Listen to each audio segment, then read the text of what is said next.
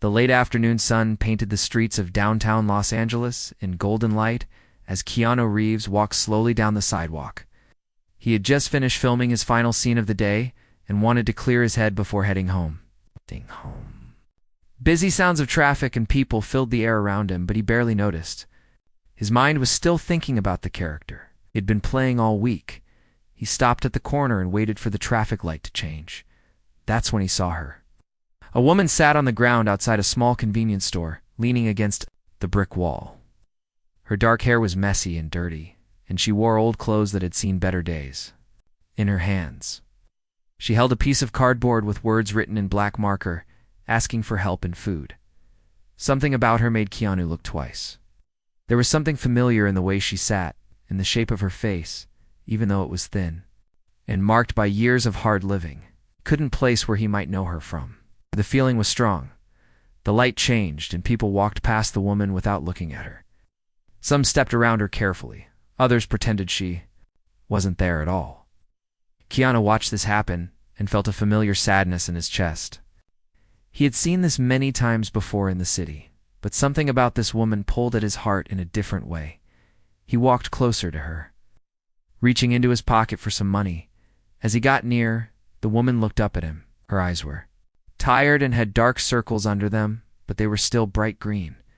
Those eyes hit him like lightning. He knew those eyes. He had looked into them many times when he was 17 years old. "Lisa," said quietly, hardly believing what he was seeing.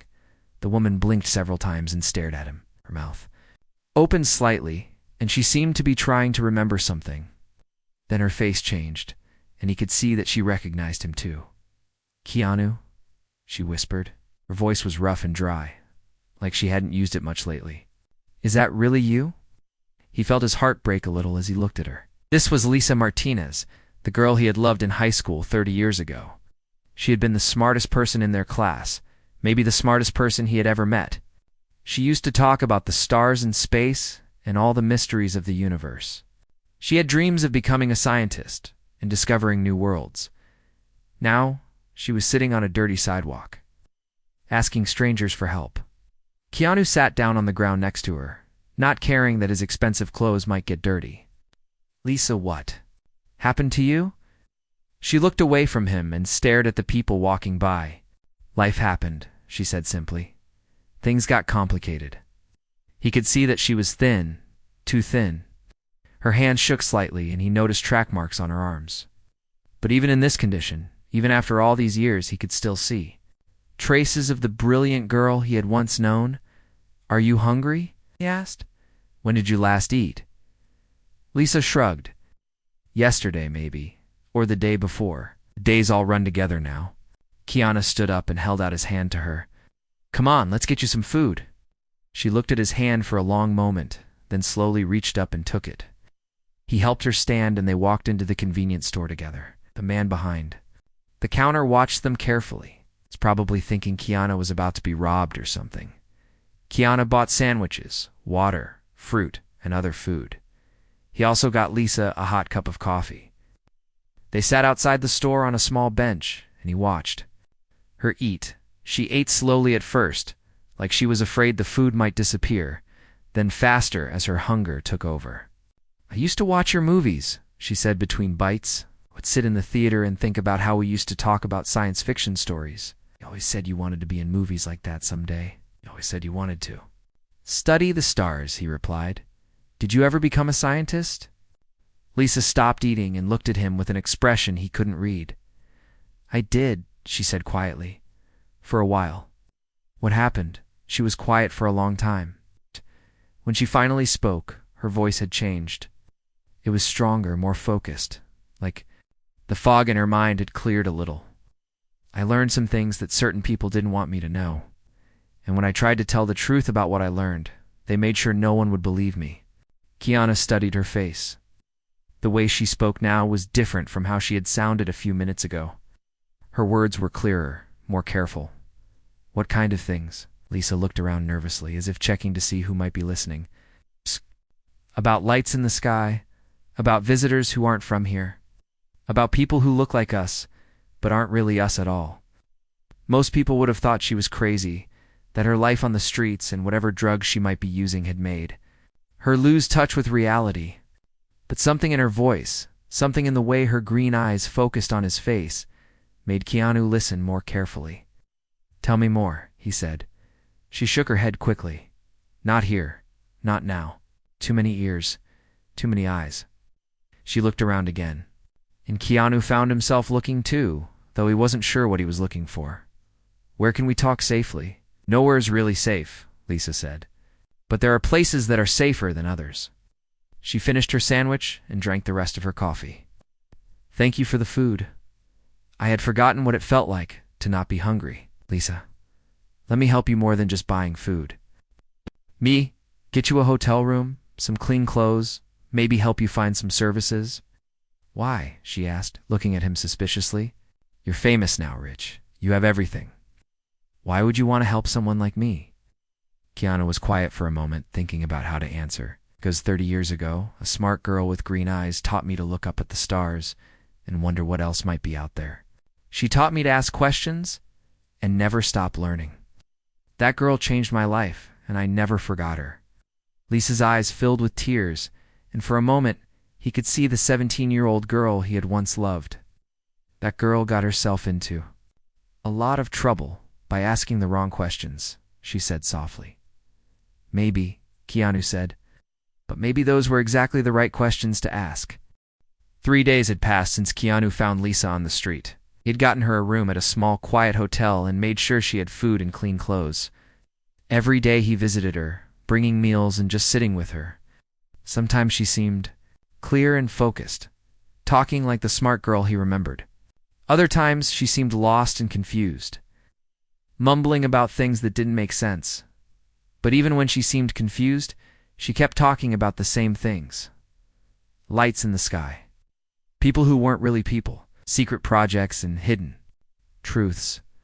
Most people would think these were just the thoughts of someone whose mind had been damaged by years of hard living. But the more Keanu listened, the more he noticed that her stories stayed the same. The details never changed, even when she was at her worst. On the 4th day, Lisa seemed more alert than she had been. Was sitting by the window when he arrived, looking clean and healthier already. Her green eyes were brighter, and when she spoke, her voice was strong and clear. "You've been very kind to me," she said as he sat down in the chair across from her. "But I need to tell you something. Helping me might put you in danger." "What kind of danger?" Lisa was quiet for a long moment, looking out the window at the street below. "The kind that ended my career and put me on those streets. The kind that could end yours too if the wrong people think you know too much." Keanu leaned forward in his chair. "Lisa, what really happened to you? And don't tell me it was just drugs or bad luck. I can see there's more to this story." She turned away from the window and looked at him. Her face was serious, and he could see the brilliant mind that had always been behind those green eyes. "What do you know about my life after high school?" "Almost nothing," he admitted. "We lost touch after graduation. Heard you went to college." "Somewhere back east, but that's all I knew." "I went to MIT," Lisa said. "I studied physics and astronomy, just like I always dreamed. I graduated at the top of my class and got a job with NASA right away. For 15 years, I worked on projects that most people never hear about. Deep space research, signal analysis, looking for signs of life in the universe." Keanu felt a mix of pride and sadness. Pride because she had achieved her dreams, and sadness because something had clearly gone very wrong. "That sounds amazing, so what happened?"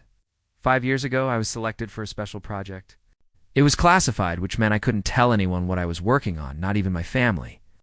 They called it Project Watchtower. The official purpose was to develop better ways to detect and communicate with possible alien civilizations. She paused and looked at him carefully, as if deciding whether to continue. But the real purpose was very different. "We weren't trying to find aliens, Keanu. We already knew they were here." The room felt very quiet suddenly. Keanu could hear his own heartbeat. "What do you mean? They were here?" "I mean exactly what I said. There was an alien species that had been on Earth for decades, maybe longer. They looked like us, talked like us, lived among us. Most humans had no idea they existed. But the government knew. Some parts of the government, anyway." Keanu tried to process what she was telling him. Part of him wanted to think she was still confused, still not thinking clearly. But the way she spoke, the details she gave, the calm way she explained everything, made it hard to dismiss. How could something like that be kept secret? Because they were very good at hiding, Lisa said. Because most people don't want to believe in things that would change everything they think they know about the world. These beings, they called themselves the Zephyrians, had technology that let them look completely human. Not just costumes or makeup, but actual biological changes. They could live among us for years and no one would know. She stood up and walked back to the window. My job was to work with them, to learn their language, understand their technology, figure out how to communicate with their homeworld.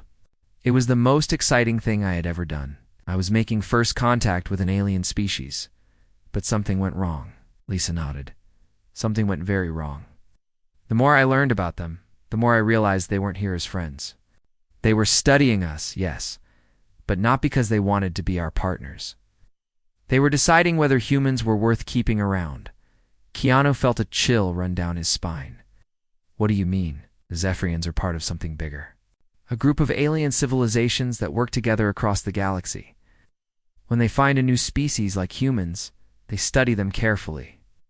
They want to know if that species can be trusted to join their community, or if they're too dangerous and need to be stopped.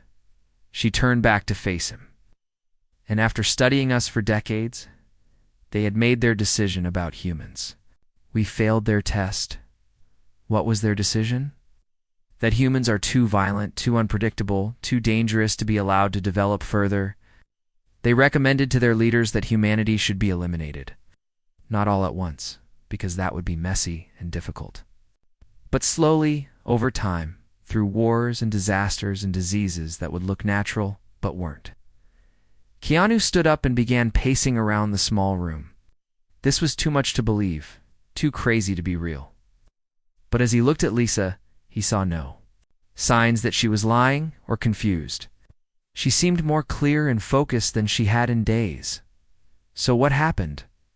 Why are you on the streets instead of working with them? Because I tried to stop it, Lisa said simply. When I learned what they were planning, I couldn't just keep quiet. I tried to warn people, tried to get the information out to the public. I thought if people knew the truth, we could find a way to fight back, or at least prepare. And the government? Stopped you. The government, the Zephyrians, maybe both working together. I don't know exactly who gave the orders, but one day I was a respected scientist with top security clearance. And the next day I was a crazy person who had made everything up. All my work disappeared.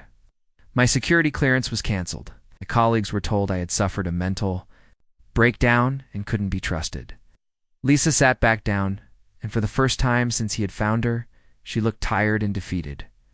Within 6 months, I couldn't get a job anywhere. Not at NASA, not at any university, not even at a high school. Everyone in the scientific community had been told I was unstable. I lost my apartment, my car, everything I owned. Eventually, I ended up on the streets. But you kept watching them, Keanu said. It wasn't a question. She looked up at him with surprise. How did you know that? Because you're still talking about current things. It's about lights in the sky and people who aren't people. If you had really given up 5 years ago, you wouldn't still be seeing these things. A small smile crossed Lisa's face. You always were. Smarter than you let people think. Yes, I kept watching. Being homeless actually gave me certain advantages. People don't notice homeless people, don't pay attention to where they go or what they see. I've been able to observe things that a regular person never could. What kind of things? Meetings in places no one else goes. Conversations in languages that sound like English but aren't quite right. Technology that looks normal but does things it shouldn't be able to do. And I've learned something important, Keanu. Something the Zephyrians don't know I know. What's that? Lisa stood up again and walked to the window. She looked down at the street for a long time before speaking. They made a mistake in there. Calculations about humans, a big mistake. And that mistake might be the only chance we have to save our species. Lisa walked to the small table in her hotel room and pulled out a worn notebook from her bag. The pages were filled with writing in different colors of ink, drawings of strange symbols, and what looked like star charts. She had been carrying this notebook with her for years, protecting it even when she had nothing else. "I need to explain something about the Zephyrians," she said, sitting back down across from Keanu. "They're not evil, not in the way humans think about evil. They don't hate us or want to hurt us for fun. To them, what they're planning is just business." She opened the notebook and showed him a page covered with notes and drawings. "They've been doing this for thousands of years, maybe longer. They travel from planet to planet, studying species that might be ready to join what they call the galactic community. It's like a big club of intelligent species that work together across space." Keanu looked at the drawings. They showed strange symbols and what might have been star maps. "So they're like judges deciding who gets to join." "Exactly. But joining isn't just about being smart or having good technology. The galactic community has very strict rules about what kinds of species they allow in. They want species that are peaceful, predictable, and won't cause problems for the other members." Lisa turned to another page in her notebook. This one had a list written in neat handwriting with items like violence levels, social stability, and expansion tendency. "They have a whole system for testing species," she continued. "They watch civilizations for decades or even centuries, taking notes on everything. How often do they fight wars? How do they treat their own people? How quickly do they develop new technology? Do they try to expand to other planets?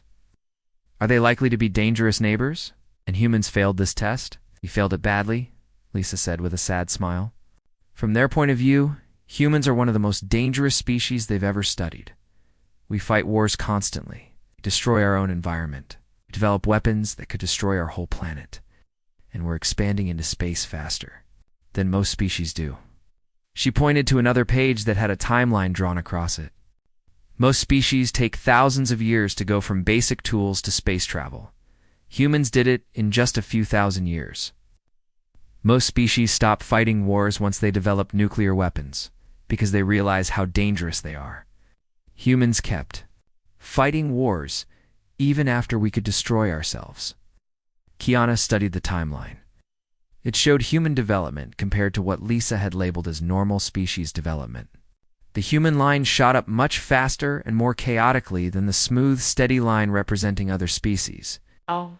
So to them, we look like a species that will develop powerful technology very quickly and then use it to cause problems for everyone else in the galaxy. "That's exactly right," Lisa said. "And their solution is always the same when they find a dangerous species.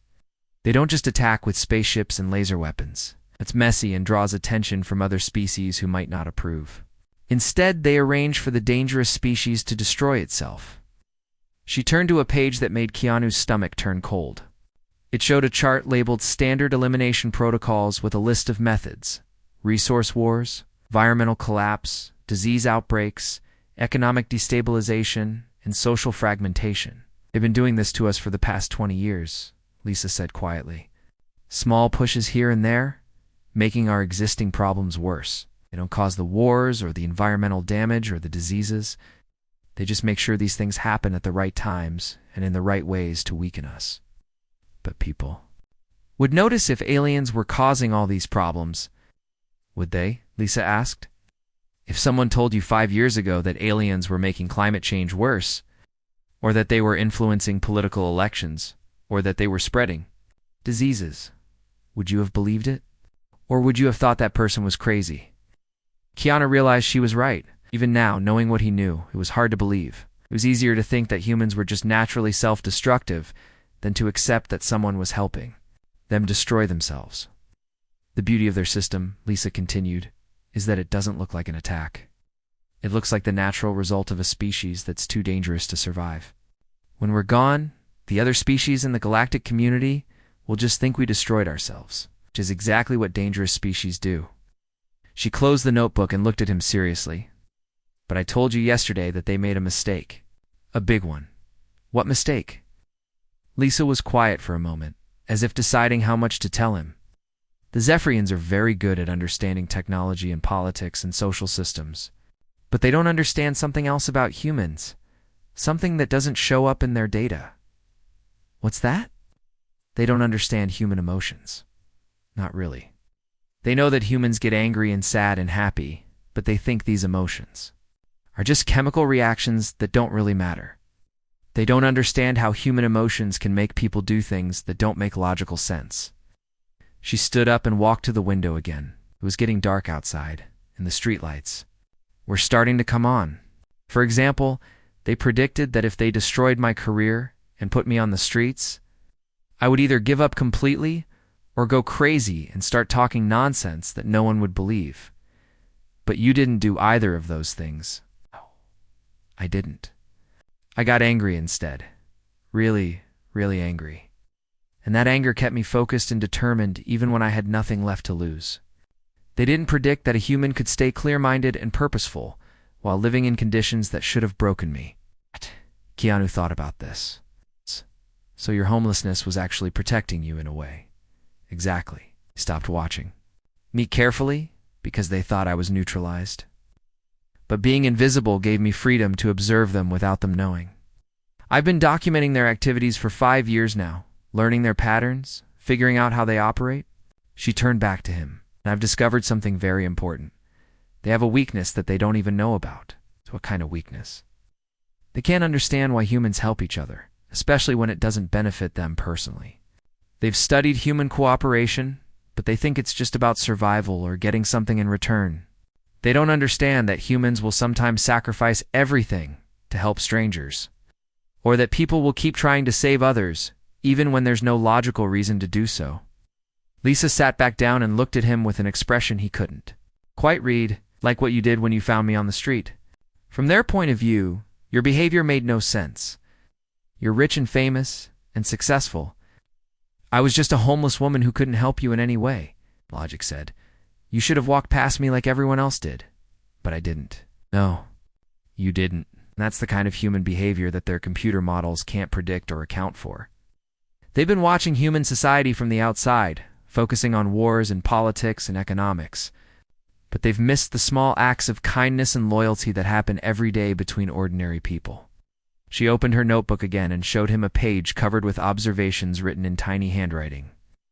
I've been documenting these kinds of human behaviors for years. Parents who sacrifice everything for their children. Strangers who risk their lives to help people they've never met.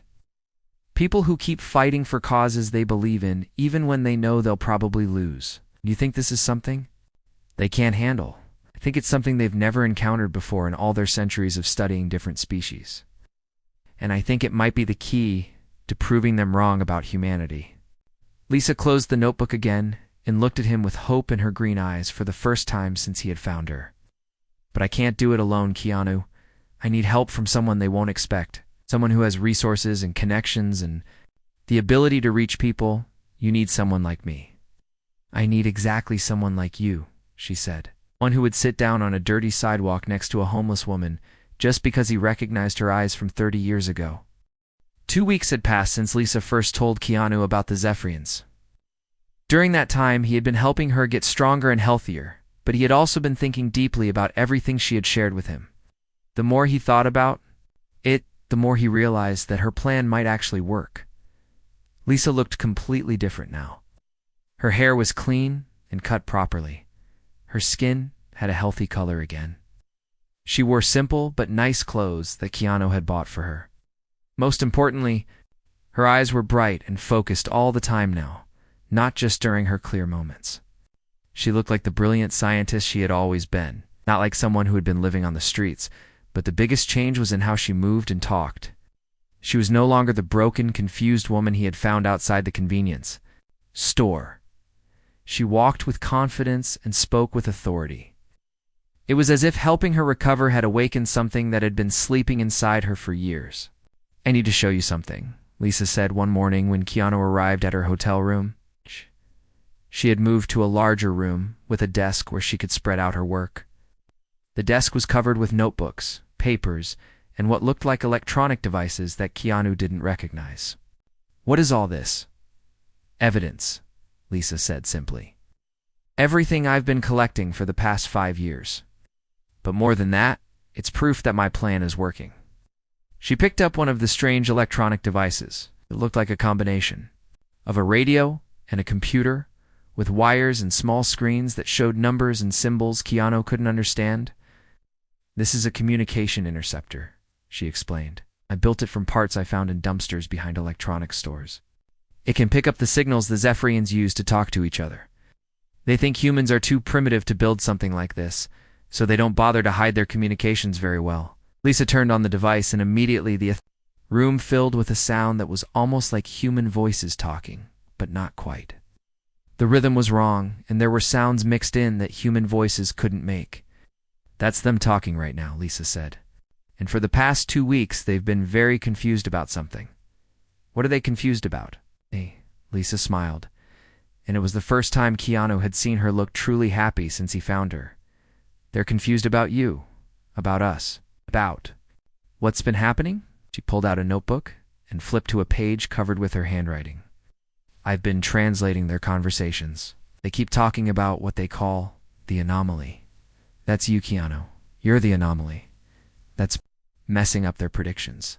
"Me? But I haven't done anything except help you." "That's exactly the point," Lisa said. "You did something their computer models said you wouldn't do, according to their data. When a successful human like you encounters a homeless person, especially one who starts talking about aliens and conspiracies, you should either ignore them completely or maybe give them a little money and then leave." She turned to another page. "But instead, you sat down next to me. You bought me food. You got me a hotel room. You've been visiting me every day for 2 weeks. And most importantly, you listened to what I was saying and believed me." Keanu thought about this. "So they're surprised that I helped you?" "They're not just surprised, they're completely confused. They're psychological profiles of humans. Like you said, there was almost no chance you would react the way you did. And now they're trying to figure out what they got wrong." Lisa walked over to the window and looked down at the street. "That's not the only thing that's confusing them. Do you remember what I told you about how they studied human behavior? You said they focus on big things like wars and politics, right? They look at humans from a distance, studying our governments and our armies and our corporations. But they don't pay much attention to individual people, especially not to people they consider unimportant." She turned back to him.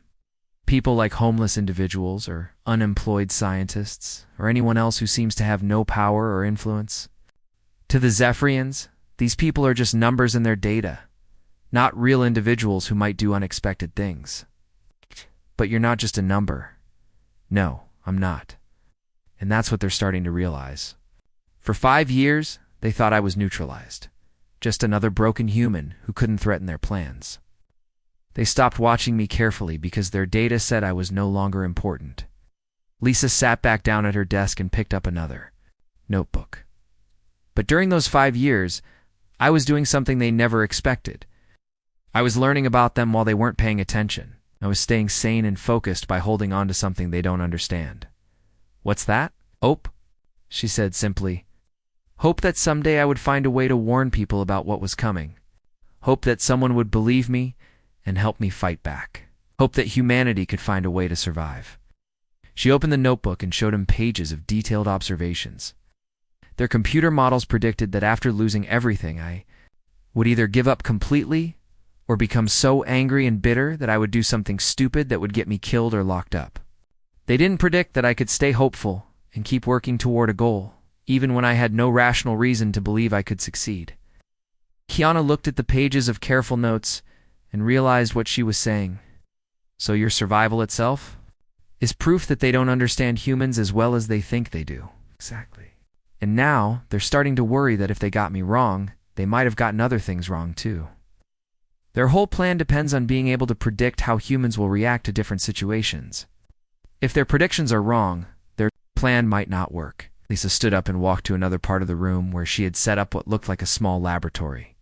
There were chemistry equipment, electronic parts, and more devices that Keanu didn't recognize. "I haven't just been observing them," she said. "I've been preparing for this moment. I've been building tools and gathering information and getting ready for the day when I would have help from someone like you." "What kind of tools?" She picked up a small device that looked like a cell phone but had extra buttons and a screen that showed strange symbols. "This can detect Zephyrian technology even when it's disguised to look human. One, she picked up another device, can interfere with their communications.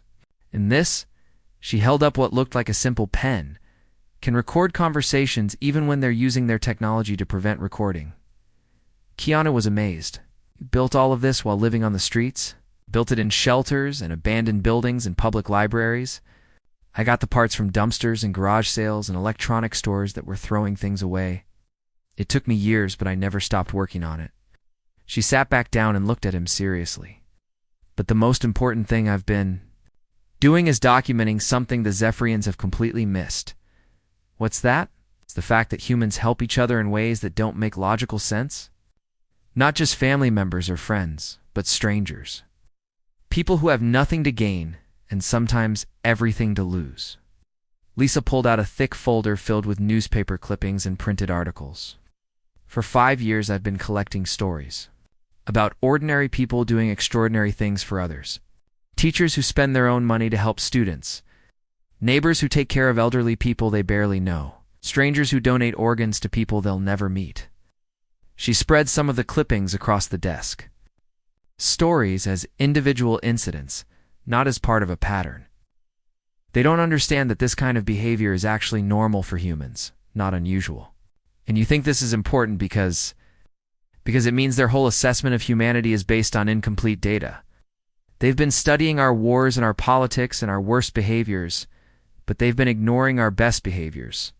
They think humans are naturally selfish and violent, but they're missing all the evidence that humans are also naturally cooperative and caring. Lisa looked at him with excitement in her eyes. And now you've proven it. You've demonstrated exactly the kind of human behavior that their models can't predict or account for. You've helped someone who couldn't help you back, and you've done it consistently over time, even when it would have been easier to walk away. So what happens now? Now we show them that they're not dealing with the humans they think they know, Lisa said. Now we prove that their plan won't work because it's based on a fundamental misunderstanding of what humans are really like. She stood up and walked back to the window. And we're going to do it by being exactly the kind of humans they never expected to encounter. The next morning, Keanu made a decision that would change everything.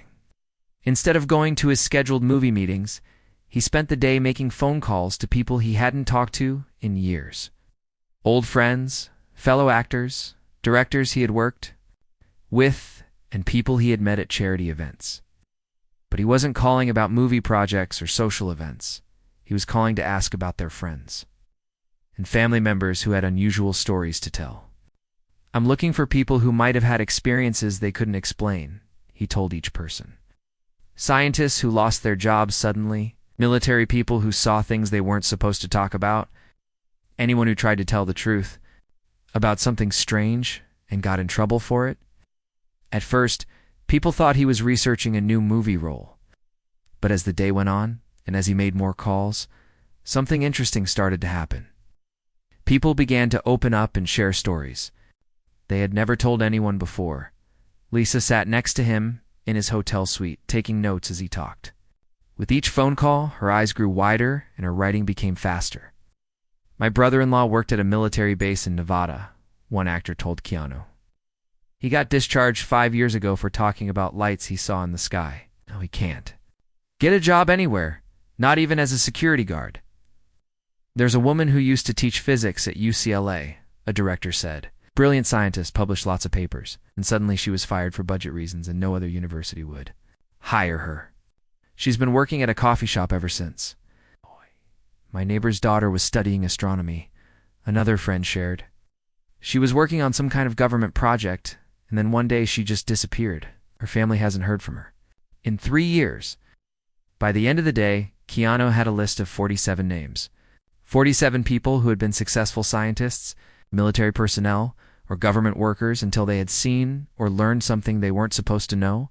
Then their careers had ended, their lives had been destroyed, and they had been left with nothing.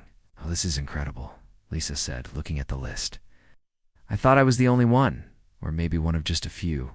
But there are dozens of us, maybe hundreds, Keanu said. It's just the ones my friends happen to know about. How many more are out there that no one talks about? Lisa stood up and began pacing around the room. Don't you see what this means? The Zephyrians haven't just been eliminating threats to their plan. They've been systematically destroying anyone who might be able to expose them or fight back. She stopped pacing and looked at him with excitement. But they made the same mistake with all of these people that they made with me? They thought that destroying someone's career and reputation would neutralize them completely. They didn't consider that humans might find other ways to survive and keep fighting. Over the next week, Keanu used his resources and connections to quietly locate and help the people on their list. He rented hotel rooms, bought food and clothes, and most importantly, he listened to their stories. Just like with Lisa, many of these people had been living on the streets or in shelters, dismissed by society as crazy or broken, but as they were cleaned up and given safe places to stay, their true selves began to emerge.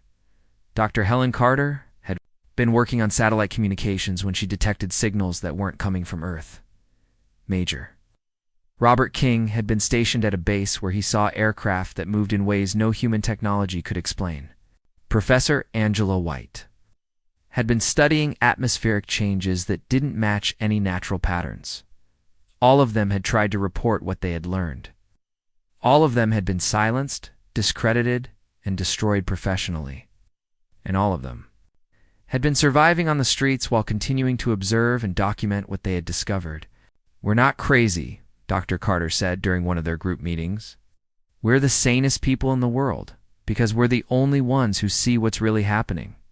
"They tried to break us," Major King added, "but they didn't understand that military training teaches you to keep fighting even when everything looks hopeless." Professor White nodded. "And they didn't realize that once you've dedicated your life to seeking truth, you don't stop just because people tell you to." As the group grew larger and more organized, something else began to happen. The Zephyrian communications that Lisa intercepted became more frequent and more urgent. The aliens were clearly becoming concerned about what they were seeing.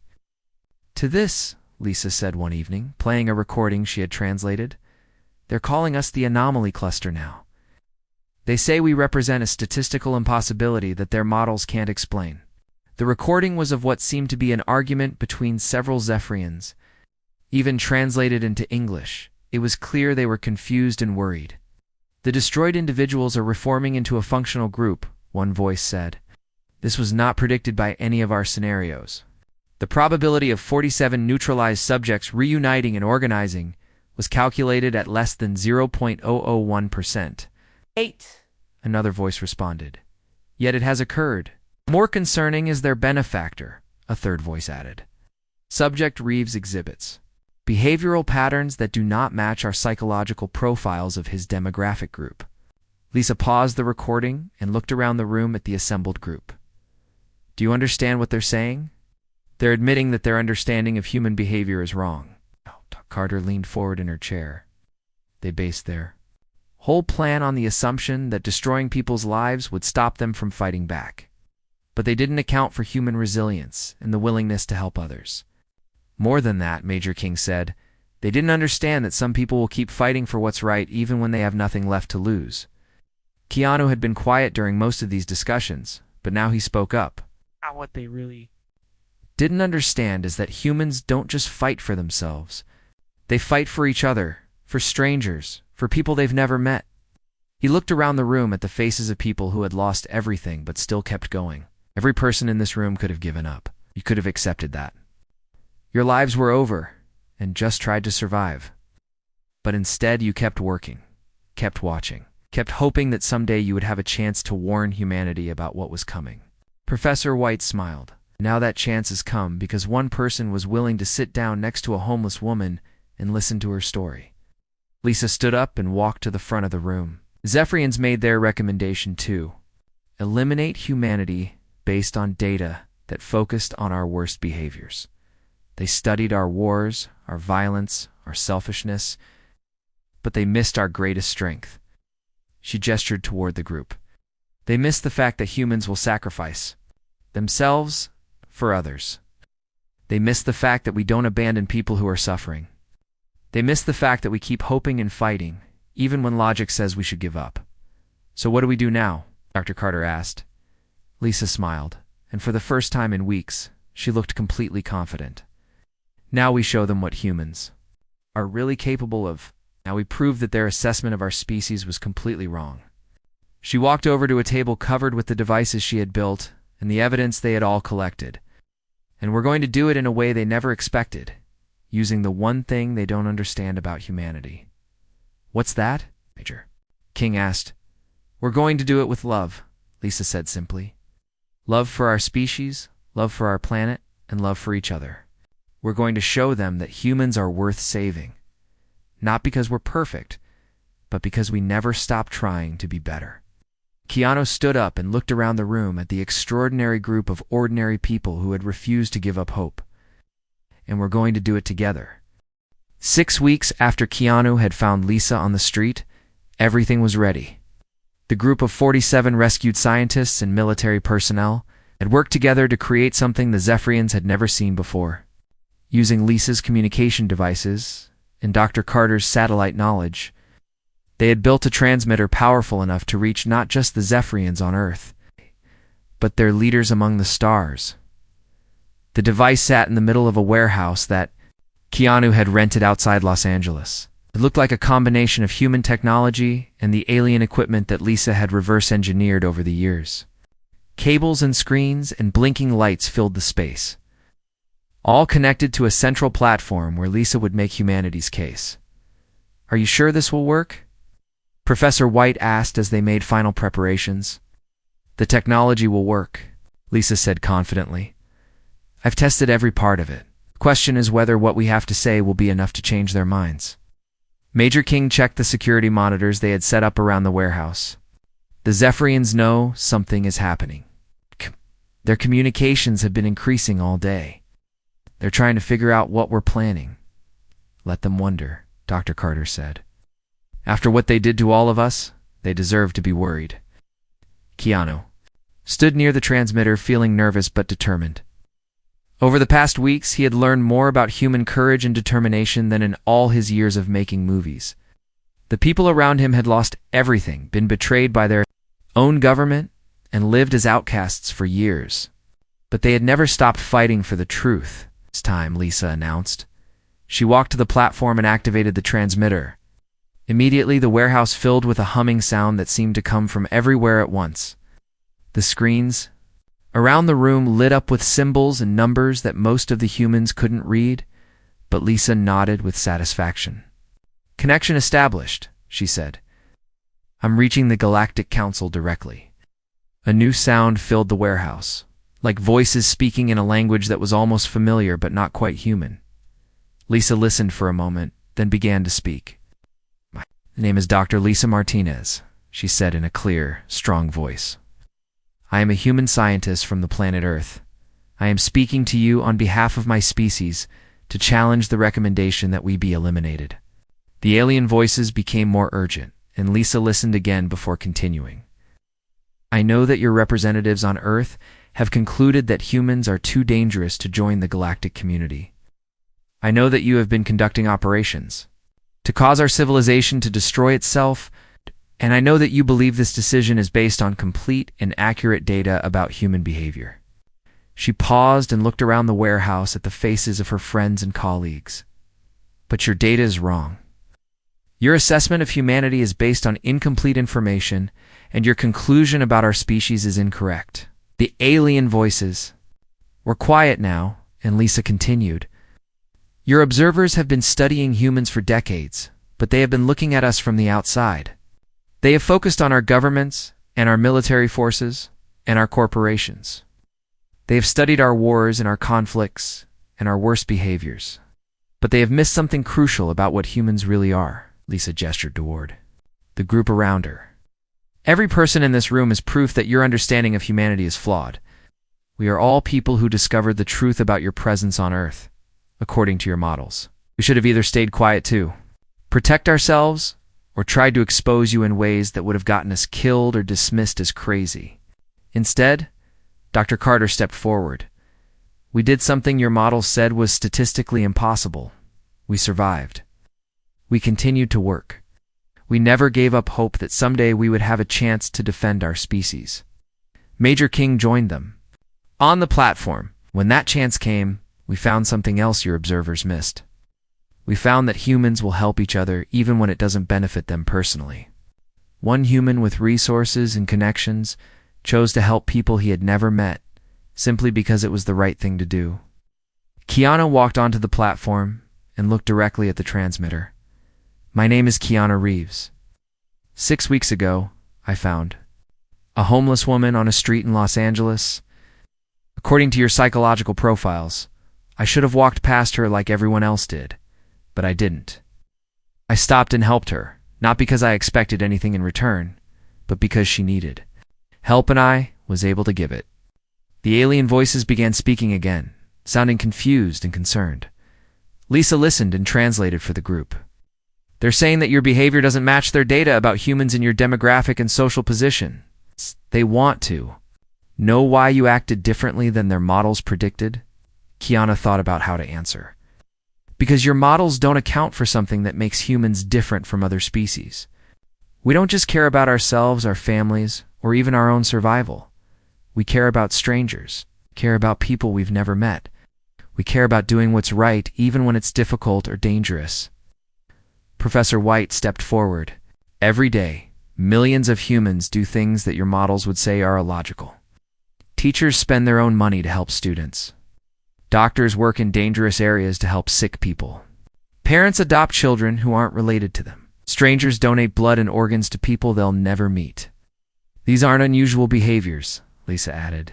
These are normal human behaviors that happen so often we don't even think about them as special. But your observers missed them because they were looking for the dramatic behaviors, the wars and conflicts that make news. They didn't see the quiet acts of kindness and cooperation that actually define human civilization.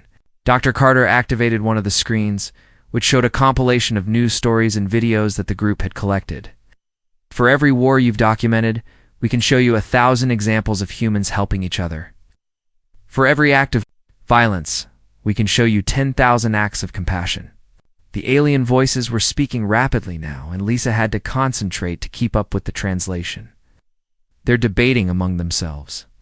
Some of them are saying that our evidence is just selected examples that don't represent the majority of human behavior, then let them test it, Major King said firmly. Let them study human behavior again, but this time looking for cooperation and kindness instead of just conflict and violence.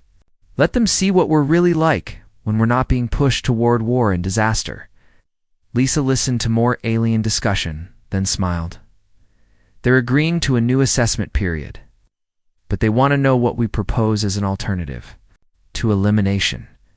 Keanu stepped forward again. We propose that, instead of trying to destroy us, you give us a chance to prove that humans can be valuable members of the galactic community. Let us show you what we can contribute when we're working together instead of being manipulated into fighting each other. We propose, Professor White added, that you judge us not by our worst moments, but by our best ones. It's not by our capacity for destruction, but by our capacity for growth and compassion. And we propose, Lisa said, looking directly at the transmitter, that you remember that every species in your galactic community was probably once young and imperfect, and struggling to understand their place in the universe. Give us the same chance to grow that you gave them. The warehouse fell silent, except for the humming of the transmitter. For several minutes, the alien voices discussed among themselves in urgent tones. Finally, they spoke directly to the humans again, and Lisa translated. The Galactic Council has voted, she said, tears beginning to form in her eyes. The elimination order has been suspended. Humanity will be given a probationary period to demonstrate our capacity for peaceful development and positive contribution to galactic civilization. The warehouse erupted in cheers and applause. People hugged each other and cried with relief and joy. But Lisa held up her hand for quiet because the aliens were still speaking. They're appointing me as the official liaison between Earth and the Galactic Council, she said with amazement. I'm being asked to serve as humanity's first ambassador to the galactic community. Keanu put his arm around Lisa's shoulders and looked around at the group of extraordinary people who had refused to give up hope. So what happens now? Lisa wiped the tears from her eyes and smiled. Now we get to work. We have a lot to learn and a lot to prove, but we're going to do it together, The way humans always do the best things. Dr. Carter laughed. The thing we're going to do is set up programs to help other people who have been forgotten and left behind, just like all of us were. Because that's what humans do, Major King added. We help each other. As they celebrated their victory, Keanu thought about the homeless woman he had found on a street corner 6 weeks ago. She had been dismissed as crazy and worthless by everyone who saw her. But she had turned out to be the person who saved humanity. From extinction, it was, he realized, the most human story of all.